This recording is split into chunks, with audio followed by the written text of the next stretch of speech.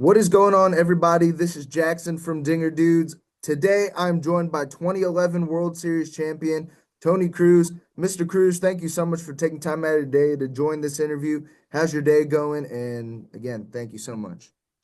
What's up, guys? I'm just happy to be here with you guys, with the Dinger Dudes. Driving right now, but it took some time to get this interview in. You're currently in Florida, correct? I am in Florida, yes. I'm West Palm Beach, Florida. I'm based out of West Palm Beach. I'm just So, south of like the spring training area. that have you been able to go to any spring training games so far this season? This season I have not, but I do plan on making my way up there. Good buddies with John Jay and Descalzo, so Mm. sure I'll be up there one of these days and catch a dinner or something with them. I can only hope. Right here. I'm located in Georgia, and it's raining right now a little bit. So I wish I was in West Palm Beach, Florida. But I did want to get into my first question relating to Palm Beach. You graduated from Santa Lucis Community High School, and then you went to Palm Beach State College and Middle Georgia College. You were selected by the St. Louis Cardinals in the 26th round of the 2007 Major League Draft. What was it like getting the call, being drafted from a team who just, I guess, got off a 2006 World Series run? And what was it like being drafted in a position to a contending team? Yeah, for me, it was an honor. Me and my dad, we grew up watching a lot of baseball, so we were able to catch a lot of the spring training games there. It was fun going out and seeing the Jim Edmonds, the Alberts, the Yachties. I think Edgar Renteria around one time, Scott Rowland. So I remember all those guys. Yeah, it was being a fan of theirs, of just baseball in general, but being a fan of theirs, it was a great experience for me. And then just knowing that I was going to be close to home for spring training, I never knew what any of that was like. So it was nice being home and close to family while, still being in spring training and trying to work and, accomplish goals. It's glad that you were being able close to home, and you were talking. This isn't related to my next question, but you were talking about growing up, going to these spring training games and watching these guys. As a catcher, I guess did you growing up through going up through the system? Did you ever have a guy you tried to model your game after as a catcher? To be honest with you, I did not. There was no catcher because I was drafted originally as a third baseman, Hmm. and then they converted me into a catcher. And then obviously once I got alongside of Yachty, Jose Oquendo was another big one who helped me out. And then I had spent some time with Dave Ricketts. I don't know if you're familiar with that I name. am familiar with him. Yeah. So Dave Ricketts, I got a little bit of time with him. Unfortunately, he passed away while I was still in the system. And then I had Mike Matheny around, and so it was a big influence, and and Dan also as well. So it was all those guys had an influence on me, but I didn't exactly model my game after one guy because I wasn't an actual catcher. You know what I'm Mhm. saying? Until I converted.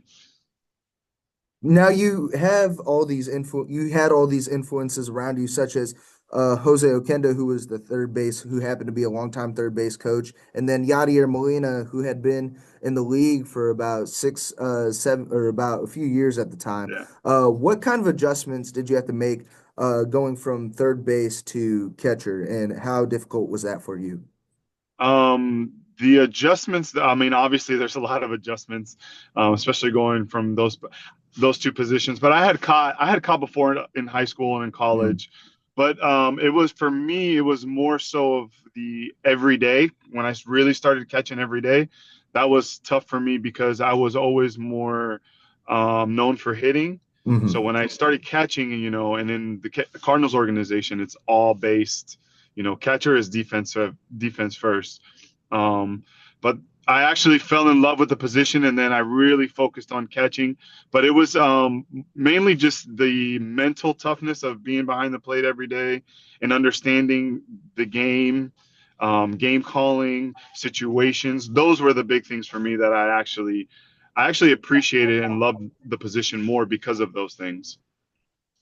Now, kind of related to that, here's my next question. As a Hmm. catcher, you had a unique perspective on the game. And Right. how did you approach calling a game behind the plate? And how did you build chemistry with pitchers such as guys like Adam Wainwright and Chris Carpenter? Yeah. Like I said, at first it was an adjustment, but I think you start to learn the guys. You know which guys are fiery, which guys you have to pat on the back. Luckily I had Yachty next to me with those Mm. guys in specific that you asked me about. Luckily I had Yachty next to me who gave me a pretty good plan and idea of what those guys like to do. Really, you're back there, you're trying to guide them as much as you can. Obviously, the less shakes, the better, but you're just really trying to guide them, but you're really sticking to their strengths. They know what they can and can't do, and you're really just attacking their strengths most of the time. And then when you get in a situation, I always tell people the more you've been in those tough situations, the easier it gets. You know what pitch to go to.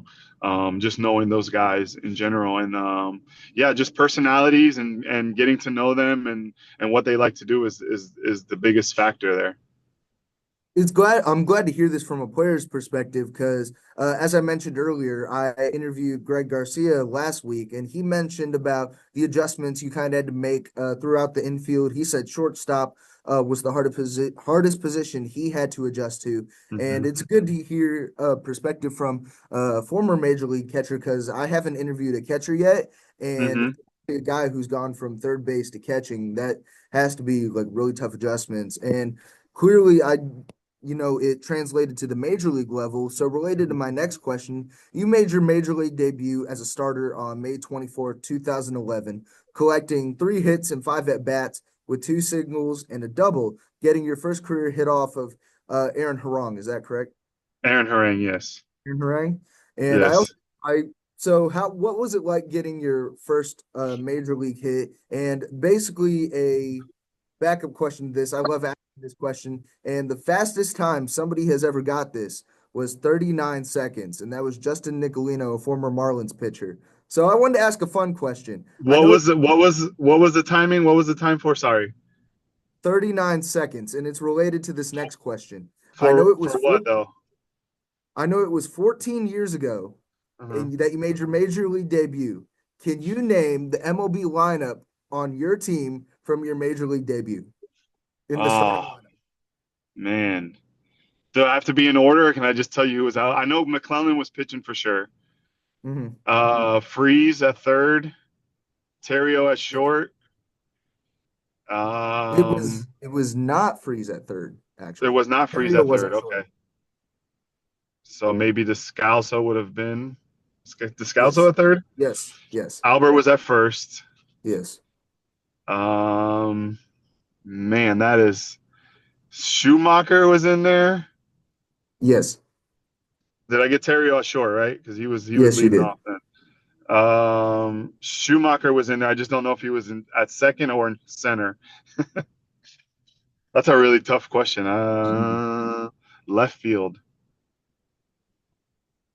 Um, I'm drawing a blank. Right field would have been Berkman. Oh, and left field Right would have been field? Holiday. Pretty sure everybody the No. normal no Holiday was not playing that day. Holiday was not playing that day. Uh, Berkman was there. that's how many emotions are going that day that you get so locked into the game that I honestly and I have not gone back and looked, but who was in left?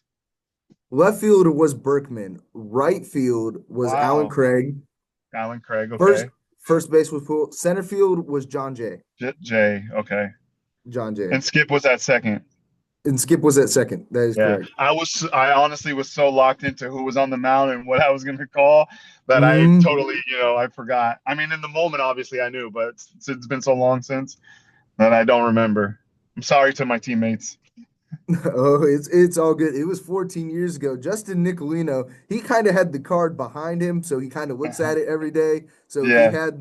he had the card up and down, and he when he was doing it, he had his arms crossed too. Like he was Hmm. he was proud of Yeah. naming his No, lineup. But those guys. 39 Yeah. seconds is insane.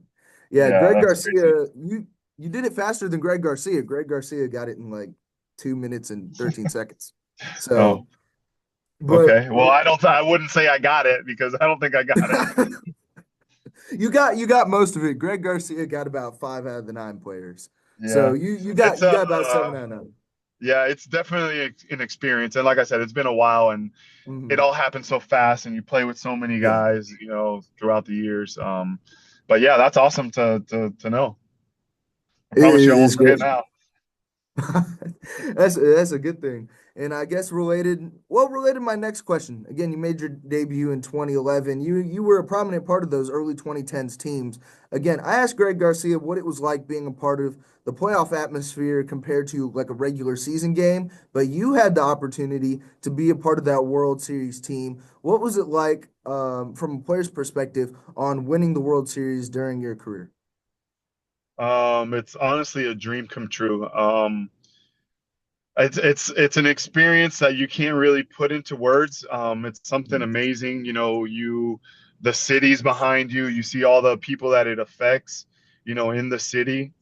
To the greatest fans in baseball, in my opinion.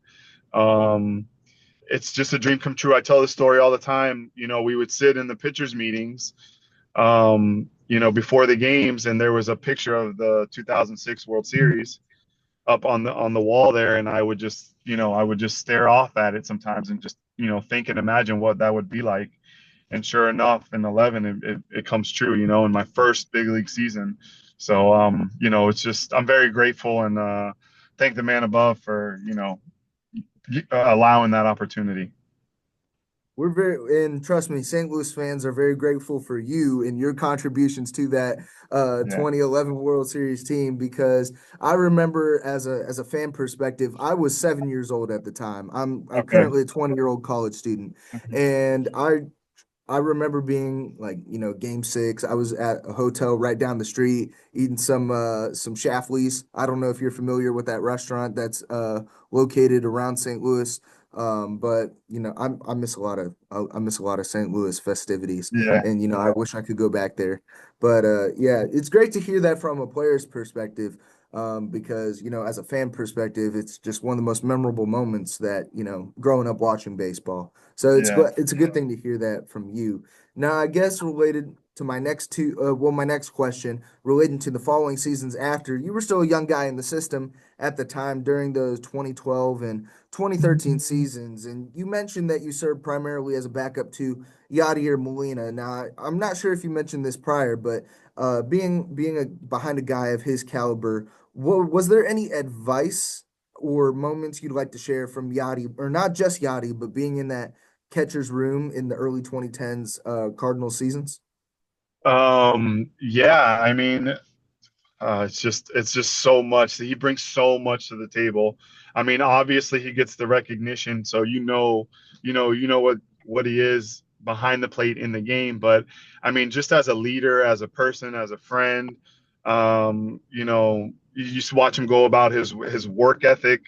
Hmm. Those are the things that people don't get to see. That as a player, you really respect him and you connect with him because you know how tough this game is. And when you see a guy working that way, as much time and effort as he put into it, it was amazing what he did, honestly. It's a good thing to hear that because I Yachty historical like Hall of Fame catcher, and I feel like it's just a blessing to be behind I guess a guy like that. And when he went down, you truly showed like what you could step up and do in this in the major league positions, and you were again prominent piece of those 2010s teams, especially getting us to those playoff berths. So again, I'd like to Yeah, thank you for that. And I yeah. guess related to my next question, as a batter, you've in those early 2010s days, being in that NL Central division, you had to face pitchers such as Giovanni Gallardo, a young Garrett Cole, who else? Like Bronson Arroyo when he played for the Cincinnati Reds at the time. hmm As a batter, who was the toughest pitcher that you faced during your major league career, In the Central, or just in and general? in general, I mean, those back end guys, their oldest Chapman, Cincinnati had our oldest Chapman, he's just coming at you with everything. He's a big guy, releases the ball, looks like it's right on top of you. Luckily, I don't know how I got a hit my very first time. against him, but then everything after that was a strikeout. I have to say he was definitely one of the tougher ones. But I mean, I faced Cole Hamels, those guys. Hmm. These guys, I try to explain to people, these guys in the big leagues, they all have something. They're not there for no reason. So I hate Hmm. to discredit other guys. Those guys are good, and like I said, they all have something that they do well. But I would have to say, to the likes of, even Keg Kimbrel was tough. Those back end guys, those closers, they're there for a reason. Those guys are tough to hit. Trust me, I know Aroldis Chapman is tough to hit off of, especially when you're playing. The only way I can dream of facing him is MLB The Show, and Yeah, I yeah, hated yeah, facing him in MLB The Show with all of my friends. And being a St. Louis Cardinals fan, I dreaded the days we had to face the Cincinnati Reds because yeah, Aroldis Chapman is like 38, 39 years old yeah. right now, and he's still throwing like I 90s, know. like tip 100, and I Yeah, believe he's currently a Boston Red Sox. yeah, So AL East fans, I got a couple Yankees fans, yeah, friends, so watch out for him. But yeah, yeah, Roldis Chapman and those back end guys, tr yeah. yeah, I know they were tough to face. Now, after your St. Louis Cardinals career, you ended up being traded to the Kansas City Royals, and you also happened to play for some other notable organizations after that. So you played for several teams in your career. How have your experiences varied with not just the St. Louis Cardinals and the Kansas City Royals, but with each team? I mean, my experiences were great. Each team is a little bit different. Everybody runs their organization a little bit different. But Hmm. at the end of the day, for me, it's baseball. I mean, I understand it's a business and all that. But I have no complaints, and I'm very thankful and grateful for the other organizations that gave me a chance as well. Obviously St. Louis is close to my heart. It's my first team that gave me the opportunity. They brought me up to the big leagues as well. So I mean, obviously St. Louis is going to be number one for me. But I am grateful for those other organizations. They do a great job running their organizations as well. It's a good thing to hear that and to not just show love just to St. Louis. As much as I love Yeah, St. Louis, yeah. all these other organizations have definitely built up, I guess, a stature. We've seen with the Kansas City Royals with how the way they develop I, young I guys. don't. Like, I also don't want to get it confused because I say they run their organization in a great way. That doesn't mean that they're winning games or always yeah, winning games. But that's not for a player. That sometimes that's not what's important. It's the treatment that you get from the organization. yeah. I just wanted to make that clear. All right, okay, go ahead. Oh no, no, it's all good. I know the Kansas City Royals, like the way they develop their younger players now, like guys like uh to success, like guys like Bobby Witt Jr. who are out there. Daniel Lynch, he's a younger pitcher in the Kansas City Hmm. Royals organization. Definitely is gonna like propel this season. So not just the St. Louis Cardinals Yeah. and the Kansas City Royals, but all these organizations. It's a great way to hear from a player's perspective. Now, so you've been retired for a few years now, and since retiring from playing, have you what do you currently what's your current position? Have you like considered like going to coach for major league teams, mentoring, or staying involved in baseball? What do you do currently? Yeah, I had so after I retired, I did a year under the Cardinals, catching coordinator, and then after that, they did away with the position. So then I opened up a hitting facility, and I still do lessons and run lessons out of there. So I have my own place where I give lessons to kids, and I'm just trying to give back to the youth, and just teach the game as best to my knowledge. So I am still involved in baseball, which I love. That's a great thing, and we definitely need. We've there's been a lot of former interviewees such as Danny Espinoza. He does O Crush Baseball out in California, and Dominic Leone, who I also recently just Hmm. interviewed. He has his own sports performance. So it's glad to hear that these former MLB players like to especially give back to the community and Yeah. stay involved in baseball. And I guess related to my next question, as a guy who had a extensive career in the MLB. Do you have, and you currently get involved with the youth in baseball like that? Do you have any advice for young catchers or ball players trying to make the league? Um, I've been thinking about this honestly recently. If I had to give advice, it would be don't try to make it to the big leagues in one day. it takes a lot of work. It takes a lot of time. It takes a lot of effort. It takes a lot of repetition. It gets boring sometimes, but it is part of the process. You know, they talk about the 10,000 hours all the time. It's a grind. Mentally, you have to be in it as well. So it's not just the reps and doing it. It's also mentally, you know, it takes a lot of work as well. You have to be mentally tough. You know, the day in, day out, 140 games in the minor leagues, then 160 in the big leagues. It's not easy, you know. It's a grind for these guys. The ups, the downs, you know, and that's aside from stuff going on off the field, you know, family, you know, some of these guys have kids, you know, parents, all that stuff. So, like I said, it's a grind. Just keep working. Make sure you work hard. Aim in the right direction and work towards it. Just don't try to do it all in one day. It doesn't happen overnight, you know. It's great to hear advice like that because Major League Baseball and not just Major League Baseball, like Indy and Pro Ball, is statistically the hardest sport to get to go pro in. So it's great to hear from a former Major League player Yeah. that advice. And it's sometimes, again, I had this discussion with Greg Garcia. It's not just about the destination; it's about the journey that goes along Right. with it as well. And I Yeah, guess and before.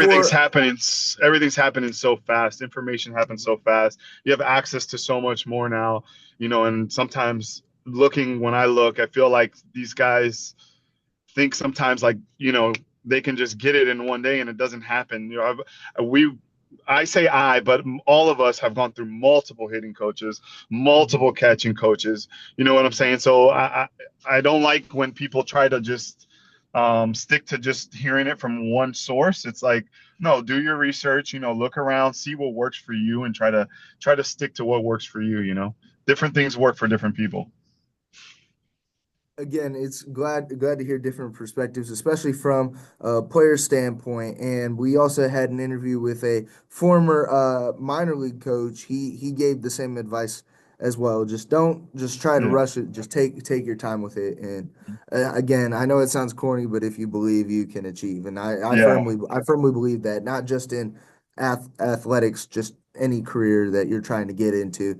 Now, Correct. before I end this interview, I want to ask a couple fun questions. So during your MLB career, I know players got to have like, what's the history behind, what was your walk-up song and like, what was the history behind it and why did you choose it? I went through multiple walk-up songs because, as you know, baseball players are superstitious. So I Hmm. was just trying to find one that worked. I guess my most famous one was when I did the Wolf of Wall Street. I guess I was just trying to do something different and have fun with it. I probably was not hitting at the time and going through a tough, so I was like, let me just try something. I don't know if you guys have seen that one, but yeah. I have not, but if I Uh, were to, I've had discussions with other guys in the podcast on if we had a walk-up song, what would it be? And I remember this in I believe 2013 when I was still in elementary school at the time, and The Man by Owl Black came out. And uh-huh. every time I walk into a room with those guys, I always have they get tired of it, and I don't care if they get tired of it, Yeah. but it would be my walk-up song if It I takes had you somewhere. It yeah, takes you it was somewhere for also you. yeah, and it was also my That's walk-up song in high school when I yeah. played baseball then. So, when I stopped playing baseball, it kind of hurt. I wasn't good enough to make college ball, but Mhm. the man will always stick with me. I guess related to Nice. this next question, another fun question. Did you ever have like not related to a walk-up song, but did you ever have like a pregame hype song or pregame meals you used to eat before every single major league game? I didn't really have a specific routine. I at least try to get something in. Hype song. Me and Jay really started playing a lot of just hip hop in the clubhouse. Um, there was a famous, Jay-Z and Kanye song that we would play a lot in the clubhouse. Yeah, that was probably the one thing, or in after victories as well. I'm very familiar with this Jay-Z and Kanye Yeah, song. yeah, I'm very familiar with it. It's definitely gets the gets the vibes going. And Yeah. I guess, you played for a multitude of teams, not just in the minors, but in the pros as well. My personal favorite would be the baby blue Cardinals jerseys. But did you ever have like a favorite jersey or hat that you wore during your major league or minor league career? I would have loved to have played in the baby blues. I unfortunately did not get to play in the baby blues. Oh, If we did, it might have been on a special occasion. So I don't remember. It was like, not mm. on the regular like it is now. But I actually love the cream. We used to do the cream ones on Saturdays, Oh, and I do remember this. I really like that uniform. That one's probably my favorite. And then obviously the classic. I mean, there's a few classic uniforms in the big leagues, and I think the Cardinals one is one of them. Mhm. Obviously the Yankees, but I think that just a classic also Cardinal uniform is great for me. Again, not being personally biased, if I'm currently in my in a sports studio, if and I see somebody else in the control room over there. But personal bias, Cardinals Classics is always the go-to. I have a Yeah, Cardinals Classics Yadier Molina jersey and Adam Wainwright jersey, but yeah, yeah, those are 100% one of my favorites. And yeah. I guess relate my final question before I wrap up this interview relating to the Cardinals, I asked Greg Garcia this, and he said the Cardinals don't really have pillars like when he means by pillars like leadership players that are there in that Cardinals organization. Like the early 2010s had with guys like Adam Wainwright, Albert Pujols, Yadier Molina. What do Hmm. you think needs to change with this current state of Cardinals baseball? Because right now, I'm not too much of a big fan of it. I want to keep our minor league guys up, like Jordan Walker, let him develop. Victor Scott, let him develop. Because though, and Michael Ciani, who is a future Gold Glover in my opinion, but they keep sending him down as well. What do you think needs to change in this Cardinals baseball organization to, I guess, stay afloat and possibly contend for a wild card spot? To be honest with you, that's an organizational thing. I mean, like Greg said, they did have those stable guys. I mean, they have a few guys there now. Hmm. Contreras is. Yeah. Um, the the thing that those guys brought that I'm not sure because I'm not involved, with the Cardinals Hmm. organization now. But those guys that you mentioned, even like the Wainwrights, the Chris Carpenters, even the Lance Berkmans, the Holiday, these guys Hmm. worked. So Yeah. these guys are playing at an elite level and they're working that hard. You have no choice as a minor leaguer coming up or as a young guy making it to the big leagues and watching these guys to work hard. So you have a blueprint per se, you know. To me it comes down to pitching and defense. To win Hmm. games comes down to pitching and defense. To win playoff games, it's pitching and defense. So I honestly I don't follow too much now, but Yeah. I would say if they can find a way to get some pitching and defense down, at the end of the day, that's what wins ball games. And again, it's glad to hear from a former Cardinals player perspective, with especially with these successful early 2010s Cardinals teams. And Greg Garcia exactly said the same thing. As long as they can get the pitching and defense down, like I'm a big fan of the current Cardinals catcher, Ivan Herrera. Hmm. Big fan of him and Michael McGreevy, younger guys in the system, Yeah, and Tim Kent's as well. Well, as long as keeping like guys like Sonny Gray did fantastic for the team last yeah. season. So it's a good thing to hear from a former Cardinals player's perspective. But is there, before I wrap up this interview, is there anything you'd like to shout out? Anything you'd like for me to plug into this YouTube video that will be uploaded later today? No, not really. Just follow me on Instagram if you can. Try to give pointers on there. Um, yeah, I don't know. I just shout out to you guys for doing this. It's honestly the first one I've done. So yeah, since I retired. So yeah, this is great. This is awesome. I love that you guys are, especially you being a Cardinal fan. I love that you get what you guys are doing.